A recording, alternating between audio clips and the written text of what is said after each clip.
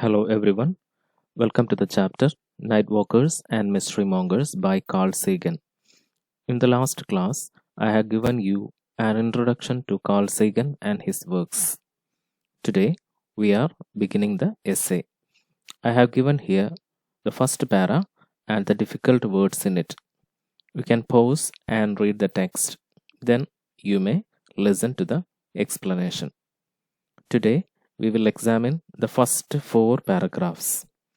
In this portion, Carl Sagan introduces some personalities who made a lot of money by deceiving or cheating the public. The first one is Alexander Abernathy's, then Lamarckine, and some other details. Let us move on to the first para and its explanation. Hope you have read the first paragraph. Now, the explanation of it.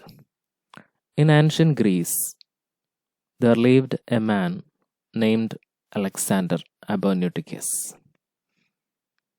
He pretended that he had magical powers. Once he rushed to the marketplace and delivered a speech to the public, announcing the coming of a new oracular god.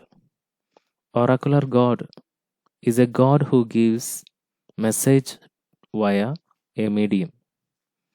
He then went to a temple site from where he discovered a goose egg. He had buried it there previously with a baby snake sealed in it. He opened it before the public and announced that the snake is the god that he predicted. Then he retired to his house for a few days. When he reappeared, the people saw a big snake entwined on his body. He meant that the small snake had grown to a big serpent within a few days. The whole thing was planned by Alexander to trick the people. So, that was a method of deception organized by a man called Alexander in Greece. Let us see what continued. Para 2. The big snake was actually a trained one he got for this purpose from Macedonia, a place in Greece. A human head made of linen cloth was attached to the snake. The room was dimly lighted, so whatever the people saw seemed to them as real. They believed that the man gave birth to a god. You can see here a statue of Alexander's snake god.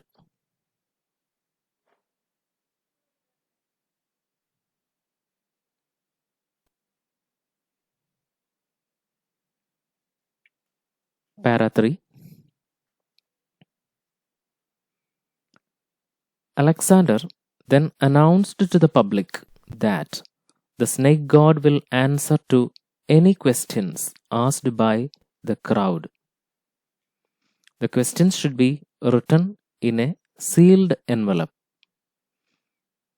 When alone, Alexander opened the letter, read them, and gave answers to them. People began to crowd to the place hearing this wonder. When he made mistakes, he changed the record of the response he kept, thereby confusing the people that the mistake was theirs.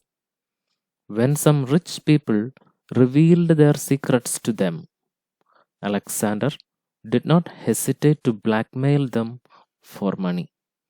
With this deception, Alexander made a big income and fame.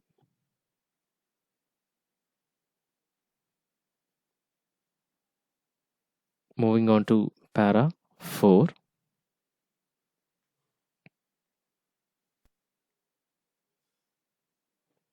That was the story of the oracle monger, Alexander. We may feel that people cannot be cheated like that today. Are you sure? There was another person called Lamar Keen.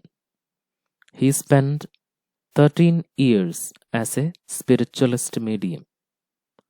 Medium is a person who talks God's and dead people's voice. He had admitted that all such practices are tricks and frauds to exploit people's grief and longing for dead relatives. Lamarckine also answered questions from sealed envelopes. He viewed the contents by placing them over a bright lamp or by smearing a liquid that make the envelope transparent. He used to find lost objects, secrets of people, and presented objects that brought spirits. Keene admitted that all these were done because of his confidence and because of the lack of questioning spirit of his clients. Keene also agrees with Harry Houdini. Harry Houdini is a famous American magician.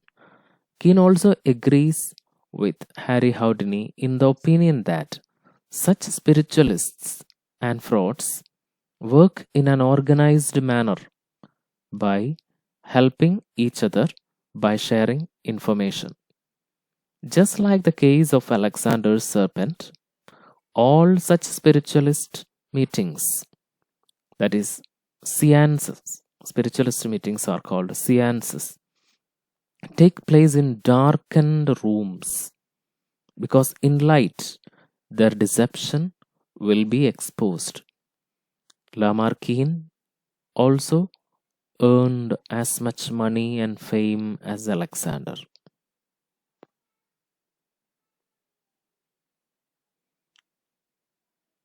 You can see some people conducting a seance. You can see that it is conducted in a darkened room in the light of the candle, which increases the dramatic intensity. And this is the image of Lamarckine, and this is a book written by Keene, The Psychic Mafia. M. Lamarckine, who came to be known as the Prince of Spiritualists, enjoyed the riches and fame that accompany the life of a medium. He conducted seances in which participants talked with and even touched the dead.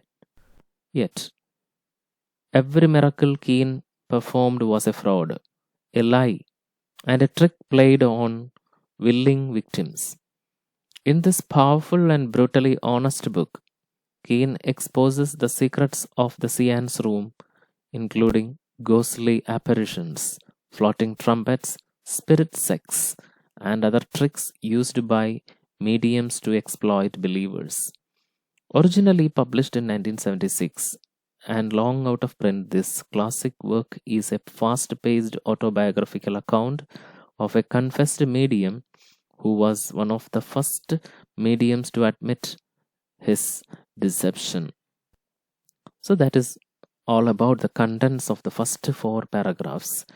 You just go through the text using the difficult words, the glossary given here, then listen to the explanation once again if you need. We will continue in the next class. Thank you.